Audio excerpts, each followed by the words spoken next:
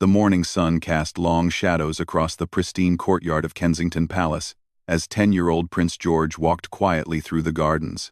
His small hands clutched a worn leather notebook, filled with sketches of birds and flowers he had been collecting for weeks. The young prince had always been different from what people expected of royalty. While other children his age might be playing video games or watching television, George found peace in the simple beauty of nature around his home. As he rounded the corner near the main entrance, George noticed something that made him stop in his tracks. There, sitting on a small bench near the guard post, was Samuel Jenkins, one of the palace guards who had been working there for over 15 years. Samuel was known throughout the palace staff as the most dedicated and professional guard they had ever seen. He never missed a day of work, always stood perfectly straight, and maintained the stoic expression that was expected of someone in his position. But today was different.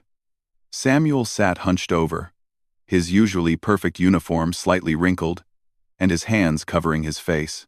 George had never seen any of the guards sitting down during their duty hours, let alone showing any sign of emotion. The young prince felt something stir in his chest, a feeling he couldn't quite name but knew was important. George approached slowly, his footsteps soft on the gravel path. As he got closer, he could hear the quiet sounds that Samuel was trying so hard to suppress. The guard was crying, something that seemed impossible for someone who had always appeared so strong and unshakable. "Mr. Jenkins." George's voice was gentle, barely above a whisper. "Are you all right?"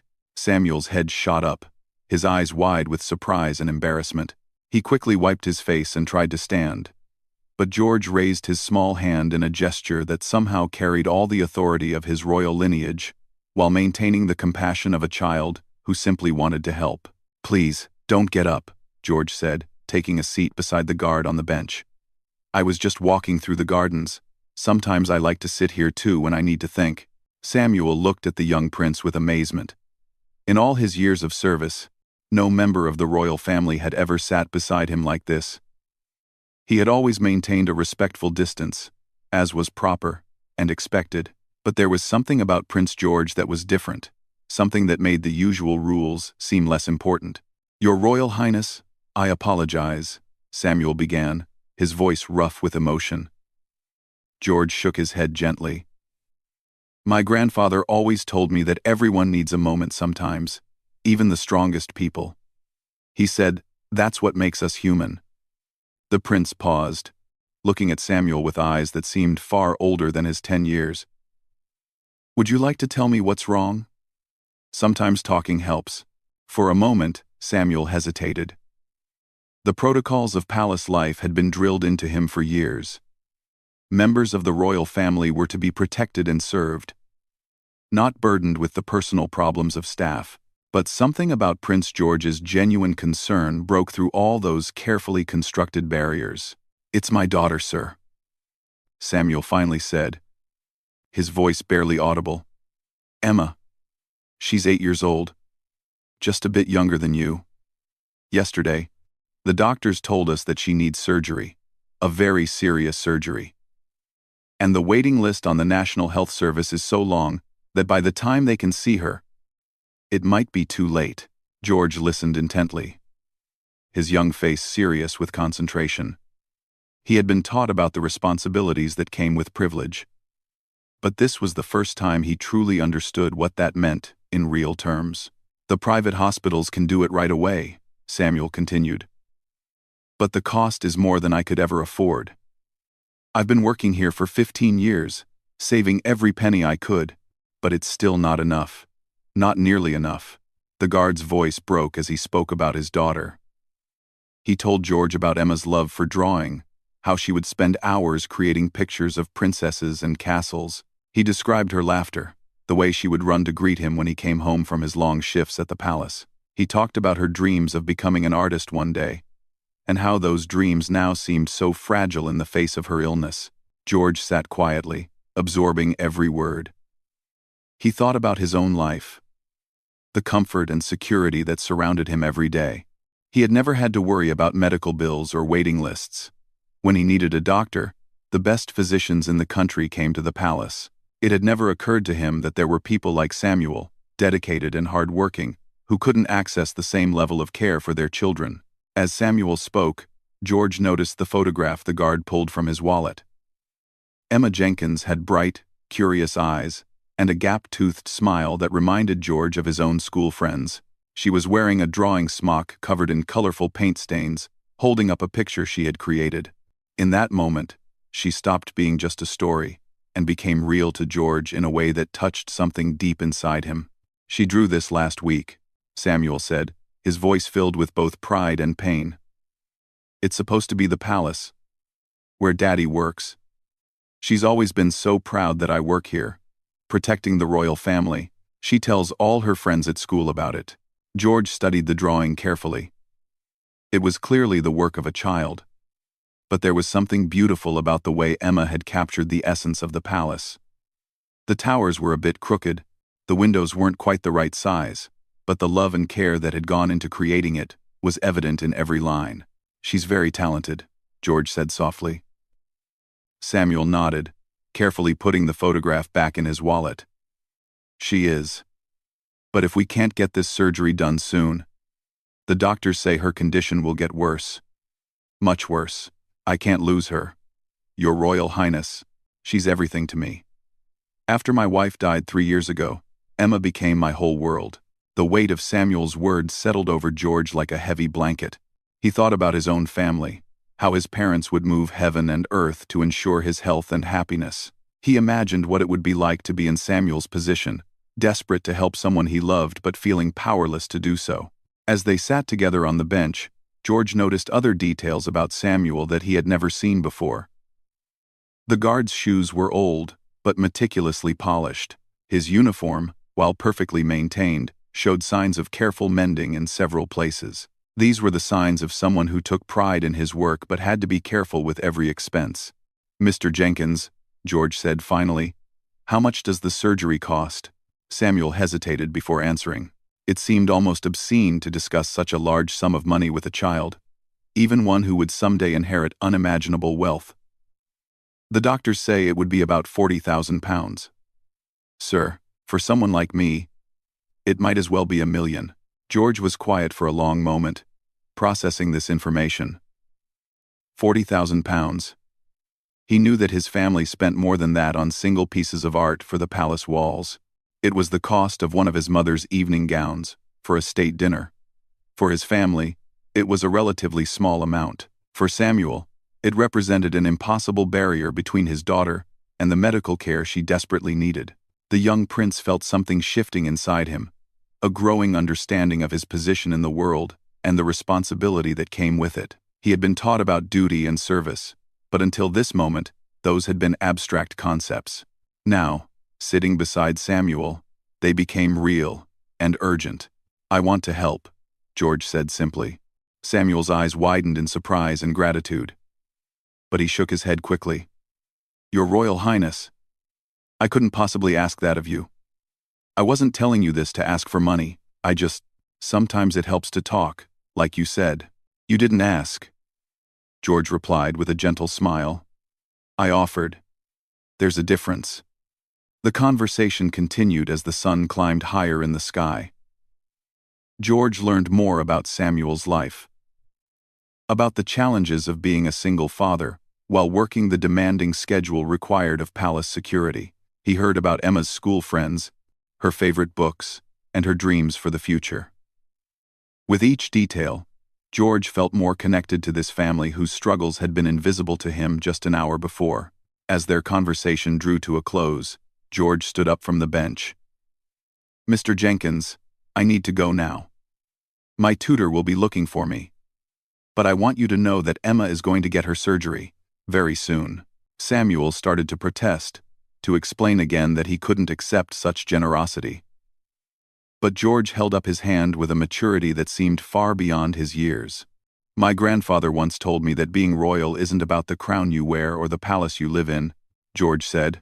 "It's about using whatever power you have to help people who need it. Emma needs help, and I have the power to give it. That makes this simple." As George walked away, Samuel sat in stunned silence on the bench.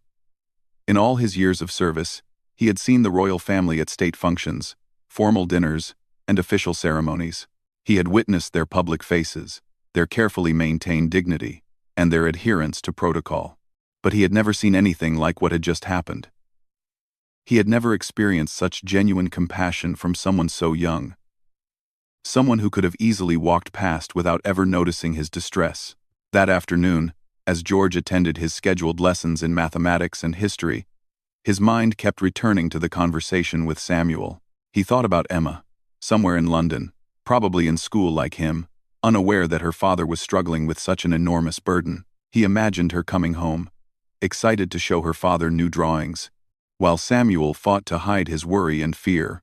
During his geography lesson, as his tutor discussed the various Commonwealth countries and their relationships with Britain, George found himself thinking about responsibility and privilege in ways he never had before. The lesson took on new meaning as he considered how his position could be used not just for ceremonial purposes, but for real, tangible help. When his lessons ended, George made his way to his mother's private study. Catherine was reviewing some correspondence when he knocked softly on the door. She looked up with a smile as he entered, noting immediately that something was different about his demeanor. "How were your lessons today, darling?" she asked, setting down her papers.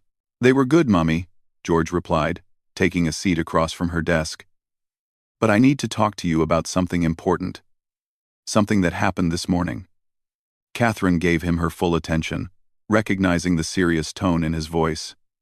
As George recounted his encounter with Samuel, she watched her son with growing amazement. The compassion he showed, the mature way he processed the situation, and his immediate desire to help spoke to something fundamental in his character that filled her with pride.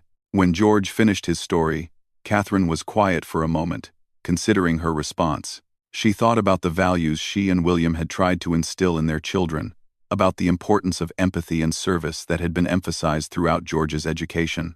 "You did something wonderful today, George," she said finally, stopping to listen to Mr. Jenkins, sitting with him when he was upset. "That took real courage and kindness. But I want to do more than listen." "Mummy," George said earnestly, "I want to help Emma get her surgery. I know we have the money, and it would mean everything to Mr. Jenkins. It would save his daughter's life." Catherine nodded slowly. She had always known that this moment would come, when George would begin to truly understand his position and the responsibilities that came with it. She was proud that his first instinct was to help others. But she also knew this was an opportunity to teach him about the complexities of royal charitable work. "Helping Emma is absolutely the right thing to do," Catherine said. "But we need to think carefully about how to do it in a way that truly serves her family's best interests. Sometimes, when the royal family provides help, it can create complications we don't expect." George listened carefully as his mother explained some of the delicate considerations involved in royal charitable giving. She talked about the importance of discretion, about ensuring that families like the Jenkins weren't overwhelmed by unwanted attention, and about setting up proper channels for this kind of assistance. "What I suggest," Catherine said, "is that we work with the palace's charitable foundation to handle this quietly and efficiently. We can ensure that Emma gets her surgery without creating a media circus that might make life difficult for the family."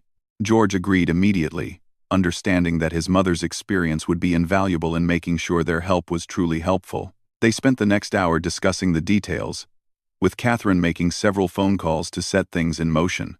As evening fell over the palace, George found himself back in the gardens where his day had begun. The bench where he had sat with Samuel was empty now, the guard having returned to his regular duties.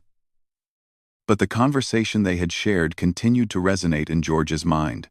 For the first time in his young life, George understood that being a prince meant more than attending ceremonials and learning protocols. It meant having the opportunity, and the responsibility, to make a real difference in people's lives. The power that came with his position wasn't just symbolic, it was practical and immediate when applied with wisdom and compassion. That night, as George prepared for bed, he thought about Emma Jenkins. Somewhere across London, she was probably getting ready for bed too, unaware that her life was about to change in the most wonderful way. By this time next week, if everything went according to plan, she would be in surgery, finally receiving the medical care that could ensure her bright future. As he drifted off to sleep, George made a silent promise to himself. This wouldn't be the last time he used his position to help someone who needed it. The encounter with Samuel had opened his eyes to a world of need that existed just beyond the palace walls, and he was determined to do everything in his power to make a difference. 3 days had passed since George's conversation with Samuel, and the young prince found himself eagerly anticipating news about Emma's surgery arrangements. His mother had assured him that the Palace Foundation was working swiftly to coordinate everything. But George's natural impatience made the waiting difficult. He had discovered something new about himself in those 3 days. Once he committed to helping someone, the desire to see results became almost overwhelming. During his morning lessons, George found it increasingly difficult to concentrate. His mathematics tutor noticed his distraction when he solved a complex equation correctly, but couldn't explain how he had arrived at the answer. His mind was elsewhere, wondering if Emma was feeling scared about her upcoming surgery, if Samuel was managing to sleep at night, and whether the doctors were prepared for the procedure that would hopefully save the little girl's life. It was during his afternoon break that George encountered Samuel again. This time, the guard was at his usual post by the main entrance, standing with the perfect posture and stoic expression that had defined his professional demeanor for 15 years. But George could see something different in Samuel's eyes when their gazes met. A glimmer of hope that hadn't been there before. "Mr. Jenkins," George said as he approached, his voice carefully modulated to maintain the appropriate formality in case other staff members were listening. "How are you today?" "Very well, Your Royal Highness," Samuel replied in his standard professional tone. But then he added, more quietly, "and grateful beyond words. The hospital called yesterday. Emma's surgery has been scheduled for this Friday." George felt a surge of joy that he had to work hard to contain. He had learned from his mother about the importance of discretion in charitable matters. But the happiness he felt at this news was almost impossible to suppress. "That's wonderful news, Mr. Jenkins. I'm sure everything will go perfectly." "The doctors seem very confident," Samuel continued, his voice barely above a whisper. "They've reviewed her case thoroughly and believe the procedure will be completely successful. She'll need a few weeks of recovery, but after that, she should be able to live a completely normal life." As they spoke, George noticed that Samuel's entire demeanor had changed. The weight that had been pressing down on his shoulders seemed to have lifted. His uniform, while still impeccably maintained, no longer seemed to hang on him like a burden. There was life in his eyes again, hope in his stance. "Mr. Jenkins," George said carefully, "I was wondering if it might be possible for me to meet Emma before her surgery. Not in any official capacity. You understand. Just as someone who has been thinking about her and hoping for her recovery." Samuel's eyes widened with surprise. It was one thing for the young prince to have quietly arranged for his daughter's medical care. It was quite another for him to want to meet her personally. "Your Royal Highness, that's incredibly kind, but I wouldn't want to impose on your time." "You wouldn't be imposing," George replied earnestly. "I've been thinking about her artwork, about how talented she is. I'd love to see more of her drawings, if she'd be willing to share them." What George didn't tell Samuel was that he had spent considerable time over the past few days thinking about Emma not just as someone who needed help, but as a person with her own interests, dreams, and personality. The photograph Samuel had shown him, and the drawing of the palace, had sparked George's curiosity about this creative little girl who shared his love of art, even though their circumstances were so different. Samuel was quiet for a moment, clearly moved by the request. "She would be absolutely thrilled to meet you, sir. She's been so excited about the surgery, about feeling better. And she keeps talking about the kind people who made it possible. She doesn't know the details, of course. But she knows that someone very special helped her daddy when he needed it most." That afternoon, George sought out his father in the palace library, where Prince William was reviewing briefing papers for an upcoming state visit. George had always felt comfortable talking to his father about important matters, and he sensed that this situation called for his father's wisdom and experience. "Papa," George said as he settled into the chair across from his father's desk, "I've been thinking about something, and I'd like your advice." William set down his papers and gave George his full attention. Over the past few days, he had watched his eldest son grapple with his first real experience of using his position to help others and he was both proud and curious about how George was processing this significant moment in his development. "What's on your mind, George?" William asked. George told his father about his desire to meet Emma Jenkins, to connect with her as a person, rather than just as the recipient of royal charity. He explained his interest in her artwork, and his feeling that there was something important about forming real relationships with the people they helped. "I think I understand what you're getting at," William said thoughtfully. "You don't want this to be just about writing a check and walking away. You want to understand who Emma is as a person." "Exactly," George replied, relieved that his father understood. "When I met Mr. Jenkins, he wasn't just a guard to me anymore. He was a father who was scared and worried about his daughter.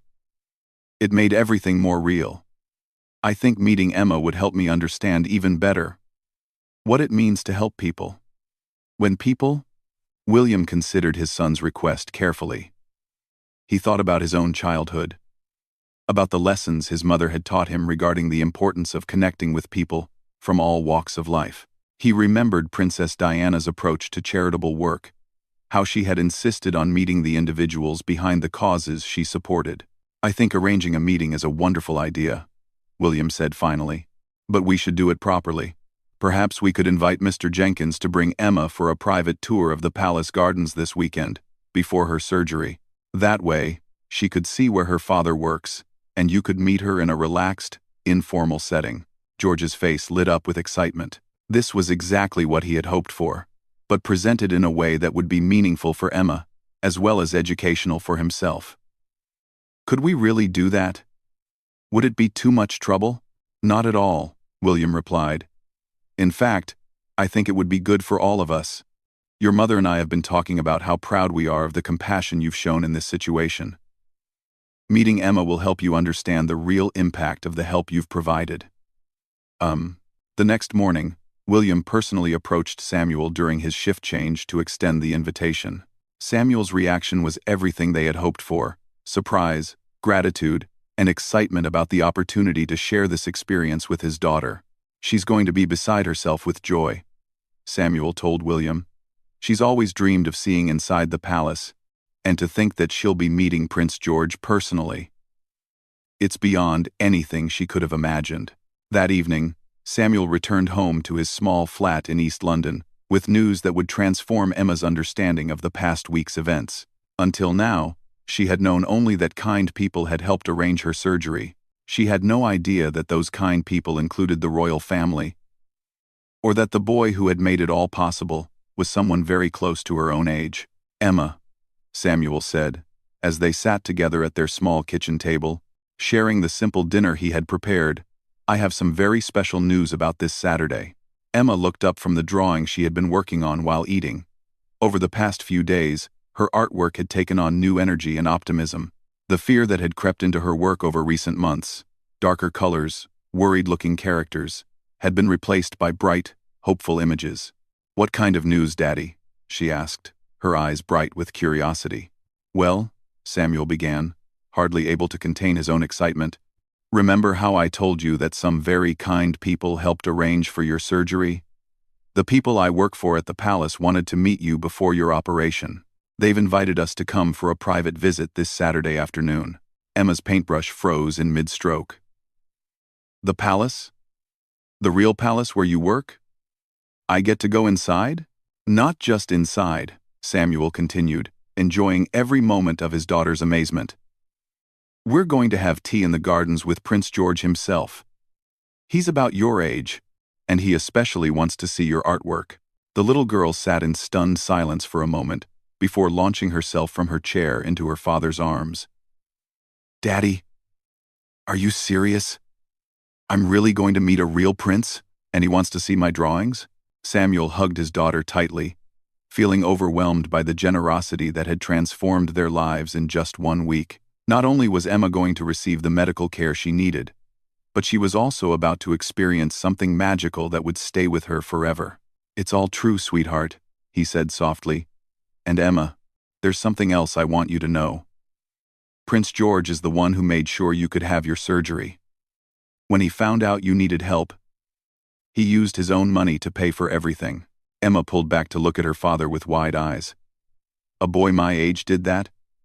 But why would he help someone he's never met? Samuel thought carefully about how to explain this to his 8-year-old daughter.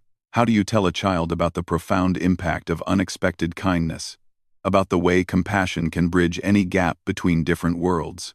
Because that's what good people do. Emma, he said finally. When they have the ability to help someone who needs it, they don't think about whether they know that person or not. They just help because it's the right thing to do. Over the next 2 days, Emma threw herself into preparing for the palace visit with the enthusiasm only a child can muster. She carefully selected her best drawings to show Prince George, organizing them in a folder with the same attention to detail that her father brought to his work uniform. She practiced her curtsy repeatedly, determined to show proper respect while also wanting to be herself. The drawing that she was most excited to share was a new one she had created since learning about the surgery.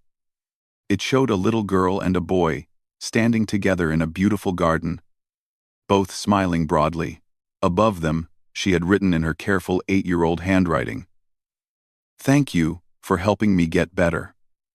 On Friday evening, as Emma prepared for bed before her Saturday palace visit and Monday surgery, she asked her father a question that stayed with him long after she had fallen asleep. "Daddy, when I grow up and have money of my own, can I help other children the way Prince George helped me?" Samuel tucked his daughter into bed with tears in his eyes, marveling at how an act of kindness had not only solved their immediate crisis but had also planted seeds of compassion in Emma's young heart that would likely influence the rest of her life. Saturday morning dawned bright and clear, perfect weather for Emma's palace visit. As Samuel helped his daughter get dressed in her best outfit, a simple but pretty blue dress that his mother had given Emma for her last birthday, he reflected on how dramatically their lives had changed in just 1 week. The fear and desperation that had consumed him had been replaced by hope and gratitude. More than that, though, he felt a profound sense that they had been welcomed into something larger than themselves. The royal family hadn't just provided financial assistance. They had offered genuine care and interest in Emma as a person. As they prepared to leave for the palace, Emma clutched her folder of drawings with one hand and held her father's hand with the other. "Daddy, I'm nervous," she admitted as they walked toward the bus stop that would take them to central London. "That's perfectly normal, sweetheart," Samuel replied. "I was nervous the first time I started working at the palace too.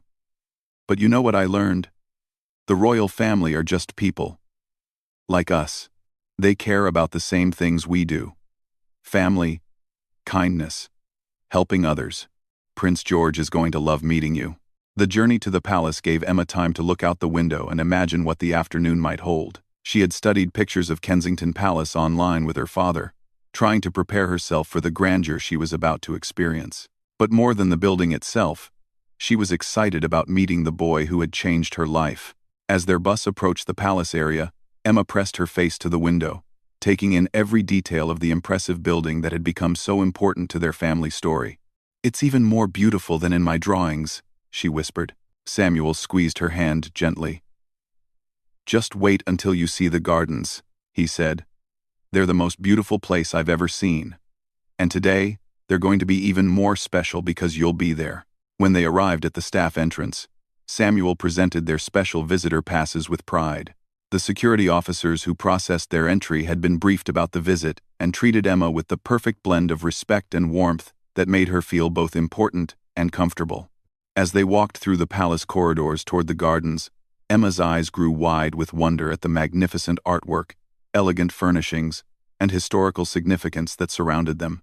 But what impressed her most were the staff members they encountered along the way. People like her father, dedicated and professional, who smiled warmly at her and clearly respected Samuel greatly. "Everyone here really likes you, Daddy," she observed as they approached the garden entrance. "And I like them too," Samuel replied. "It's a good place to work, Emma. Everyone here cares about doing their job well and treating each other with respect." The moment they stepped into the palace gardens, Emma gasped with delight. The photographs she had seen online hadn't captured the true beauty of the perfectly manicured lawns, the vibrant flower beds, and the peaceful pathways that wound through this urban oasis. And there, walking toward them with a warm smile and an eager expression, was Prince George himself. The meeting of these two children, one born to immense privilege and responsibility, The other facing medical challenges with courage and creativity, would mark a turning point in both of their young lives. As they approached each other in the beautiful palace gardens, neither could have imagined how this encounter would shape their understanding of friendship, kindness, and the power of human connection to transcend any difference in circumstances. The first meeting between Prince George and Emma Jenkins took place on a perfectly manicured lawn in the palace gardens, under the shade of an ancient oak tree that had witnessed countless moments of royal history.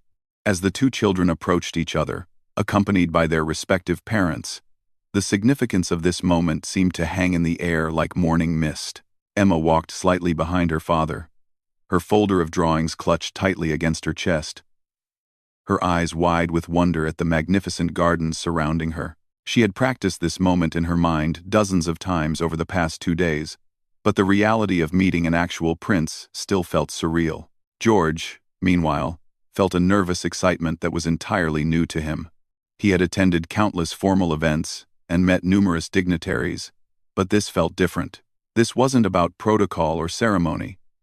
This was about connecting with someone his own age, whose life had intersected with his in the most meaningful way possible. "Emma," Samuel said gently, placing a reassuring hand on his daughter's shoulder, "I'd like you to meet Prince George." The young prince stepped forward with a warm smile that immediately put Emma at ease. "Hello, Emma," he said simply. "I'm George. I've been looking forward to meeting you all week." Emma performed the careful curtsy she had been practicing, but when she looked up, George was extending his hand for a handshake instead. "You don't need to curtsy for me," he said kindly. "We're just two kids who like to draw. Right?" The ice was broken immediately. Emma's nervousness melted away as she realized that George, despite being a prince, was genuinely interested in her as a person. "You like to draw too?" she asked, her voice gaining confidence. "I do," George replied enthusiastically. "My father told me you're a very talented artist. Would you like to show me some of your work? I brought some of my sketches too, if you'd like to see them." They settled on a blanket that palace staff had prepared under the oak tree, with a proper tea service laid out on a low table. As the adults engaged in quiet conversation nearby, giving the children space to connect, George and Emma opened their respective art collections. Emma's drawings were immediately captivating. Despite her young age and the limitations of her materials, her work showed a remarkable attention to detail and a natural understanding of composition. George studied each piece carefully, asking genuine questions about her techniques and inspiration. "This one is my favorite," Emma said, pulling out her drawing of the palace. "I drew it before I ever thought I'd get to see the inside. I tried to imagine what it would be like if I could visit where my daddy works." George examined the drawing with serious attention. "You captured something special about it," he said thoughtfully. "It's not just a building in your picture. You made it look like a place where important things happen, where people care about each other." Emma beamed at this observation. "That's exactly what I was trying to show. Daddy always talks about how everyone at the palace works together like a big family. I wanted the building to look friendly, not just fancy." When George shared his own artwork, Emma was struck by the similarity in their interests. While his materials were clearly more expensive and his formal training more extensive, they both gravitated toward the same subjects: nature, buildings, and people interacting with each other. "You're really good at drawing people," Emma observed, studying one of George's sketches of palace staff working in the gardens. "They look so real, like they have stories to tell." "That's what my art teacher says I should focus on," George replied. "She says the best art doesn't just show what things look like, but helps people understand what those things feel like." As they continued sharing their work, both children discovered that art served a similar purpose for them. It was a way to process their experiences, to explore their understanding of the world around them, and to express emotions that were sometimes difficult to put into words. "Emma," George said after they had been talking for about an hour, "can I ask you something? Are you scared about your surgery on Monday?" Emma considered the question seriously. "A little bit," she admitted. "But mostly, I'm excited. For such a long time, I didn't know if I'd ever feel completely better. Now I know I will. That's worth being a little scared, don't you think? George was impressed by Emma's maturity and positive attitude. He thought about how he might react if faced with a similar situation, and he wasn't sure he would handle it with such grace. I think you're very brave, he said sincerely. And I want you to know that I'll be thinking about you on Monday. In fact, I'd like to ask you something. Would it be okay if I visited you in the hospital after your surgery? I promise I won't stay long if you're tired, but I'd like to see how you're doing. Emma's eyes lit up with delight. You'd really want to visit me in the hospital? That would be wonderful. Maybe I could draw you a picture while I'm recovering to say thank you for everything you've done. As the afternoon progressed, the conversation between George and Emma evolved beyond art and medical procedures. They talked about school, about their favorite books, about their dreams for the future.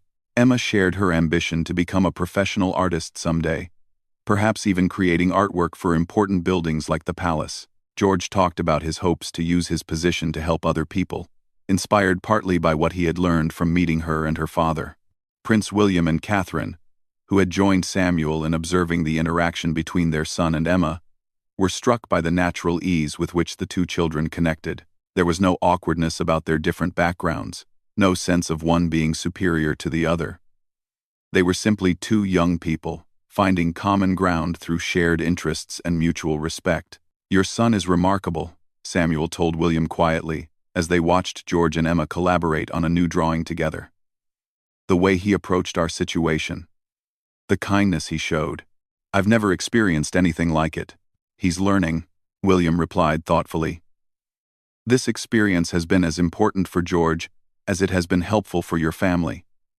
He's discovering what it really means to use privilege responsibly. Catherine nodded in agreement. I think Emma has taught him something valuable about courage and resilience. She's facing her challenges with such a positive attitude. That's a lesson worth learning at any age. As the afternoon drew to a close, George and Emma had created something neither had expected. The foundation of a genuine friendship. They had discovered that despite their vastly different circumstances, they shared fundamental similarities in their curiosity about the world, their creative spirits, and their capacity for kindness. Emma, George said as they began to pack up their artwork, I want you to know that meeting you today has been one of the best afternoons I've had in a long time. You've taught me things I never would have learned otherwise. Like what? Emma asked, curious about what a prince could learn from someone like her. Like how being brave doesn't mean you're not scared, George explained. It means you do the right thing even when you are scared. And like how sharing something you love, like art, with someone else makes it even more special. Emma smiled broadly. I learned things too. I learned that being a prince doesn't make someone different from other kids in the important ways. You like the same things I do. You worry about people you care about, and you want to make the world a little bit better. Before they parted, the two children made plans for George's hospital visit. Emma promised to have a new drawing ready to show him, and George promised to bring some art supplies in case she felt well enough to work on a project together. Monday morning arrived with a mixture of anticipation and nervousness for the Jenkins family. Emma had spent Sunday evening preparing for her surgery with the calm confidence of someone who knew she was about to receive the best possible medical care. The knowledge that her surgery had been made possible by someone who truly cared about her well-being gave her a sense of security that went far beyond the financial aspect of the gift. Samuel accompanied Emma to the hospital, marveling at his daughter's positive attitude. She chatted cheerfully with the nurses, admired the artwork in the hospital corridors, and even showed her folder of drawings to the surgical team who would be caring for her. This is Prince George's favorite, she told the lead surgeon, showing him her palace drawing. He's coming to visit me after my surgery. We're going to work on a new picture together. The surgeon, who had been briefed about the unusual circumstances surrounding Emma's case, was charmed by her enthusiasm. Well then, we'd better make sure everything goes perfectly so you'll be feeling up for an art session with your friend. The surgery was scheduled for early morning, and Samuel waited in the family room with a mixture of anxiety and hope. He had been through similar waiting periods before, but this time felt different. This time, he knew that Emma would receive the absolute best care available. performed by surgeons who had been given unlimited time and resources to ensure her complete recovery. Several hours later, the lead surgeon emerged with the news Samuel had been praying to hear. "The procedure was completely successful," he announced with a broad smile. "Emma did beautifully. The repair was even more straightforward than we had anticipated. With proper recovery time, she should have no limitations whatsoever on her activities." When Emma woke up in the recovery room that afternoon, her first question was about whether George would still be able to visit. Despite feeling groggy from the anesthesia, she was excited about showing him that she was already feeling better. True to his promise, George arrived at the hospital the following day with a bouquet of flowers from the palace gardens and a box of professional art supplies that he thought Emma might enjoy. He was accompanied by his personal protection officers, but they maintained a discreet distance to allow the children their privacy.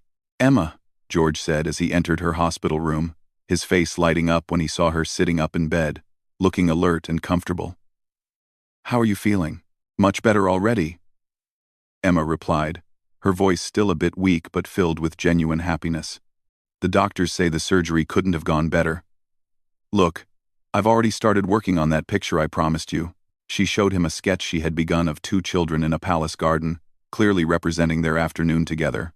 Despite being drawn with limited materials and while recovering from surgery, the drawing captured the joy and friendship that had characterized their meeting. "That's wonderful, Emma," George said, genuinely impressed by her work and her resilience. "Would you like to work on it together?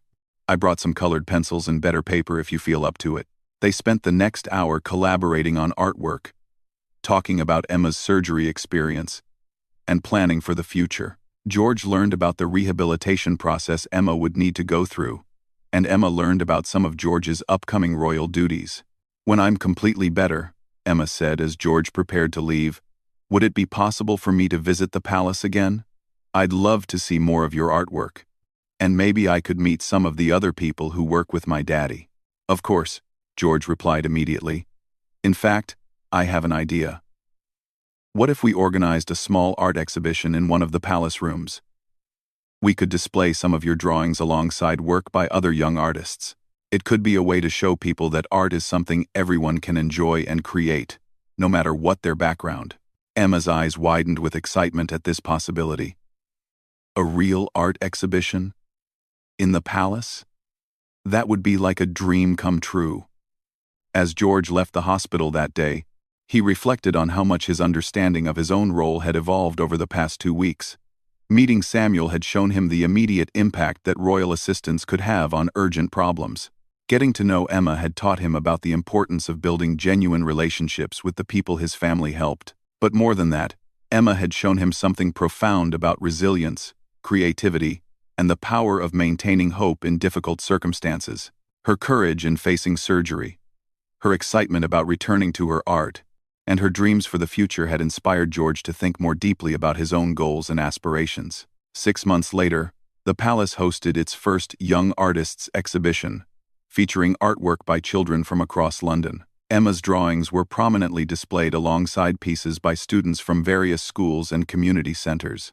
The exhibition was opened by Prince George himself, who spoke eloquently about the importance of supporting young creative talent regardless of background or circumstances. Emma, fully recovered and healthier than she had been in years, stood beside George as he cut the ribbon to officially open the exhibition. Samuel, wearing his dress uniform and beaming with pride, watched from the audience as his daughter was recognized not just as someone who had received help, but as someone who had inspired others through her talent and resilience. "Ladies and gentlemen," George said in his opening remarks, "art has the power to bring people together across any difference in background or circumstance. It helps us understand each other, share our experiences, and imagine a better future together. The young artists represented in this exhibition remind us that creativity and hope can flourish anywhere, and that supporting each other's dreams makes all of our lives richer." After the ceremony, Emma and George walked through the exhibition together, discussing each piece and talking about the artists who had created them. Many of the young artists came from backgrounds similar to Emma's, and several had received assistance through charitable programs inspired by the precedent set by Emma's case. "George," Emma said, as they stood before her latest piece, a complex drawing showing children from many different backgrounds working together on a large mural. Thank you for everything you've done, not just the surgery money, but for becoming my friend and helping me believe that my dreams could come true. Thank you for teaching me what it really means to help people, George replied. I used to think being royal was about ceremonies and formal events. Now I understand it's about using whatever advantages you have to make other people's lives better. And I learned that from you and your father. As the exhibition continued over the following weeks, it attracted visitors from across London and beyond. Many people came specifically because of the story they had heard about Prince George's friendship with Emma Jenkins. But they stayed because the artwork itself was genuinely impressive, and the message of the exhibition resonated with fundamental values about supporting young talent and building bridges across social differences. The success of the exhibition led to the establishment of an annual program, with the palace hosting similar events each year and providing ongoing support for young artists throughout the city. Emma became one of the program's first scholarship recipients, receiving funding for advanced art classes and mentorship from professional artists. But perhaps more importantly, the friendship between George and Emma continued to flourish. They maintained regular contact, sharing their artwork and discussing their evolving understanding of their roles in the world. George continued to learn from Emma's perspective on resilience and determination, while Emma gained confidence from George's belief in her talents and potential. Years later, when people would ask Emma about the experience that had changed her life, she would always emphasize that the most important gift had not been the surgery itself, but the friendship and ongoing support that had grown from one moment of unexpected kindness. And when people asked George about the experiences that had most shaped his understanding of his role as a future king, he would always mention Emma Jenkins and her father Samuel, who had taught him that true leadership begins with genuine compassion and the willingness to see individual human beings behind every problem that needs solving. The guard who had once sat crying on a palace bench because he couldn't afford his daughter's surgery had indeed been unable to stay composed in the face of such overwhelming kindness. But his tears of desperation had been transformed into tears of gratitude, and his story had become a testament to the power of empathy to create connections that transcend any barrier of circumstance or social position. In the end, Prince George's gentle act had moved far more than just the palace. It had created ripples of compassion that would continue to spread for years to come, touching the lives of countless other families and inspiring a new generation of young people to believe in the power of kindness to change the world.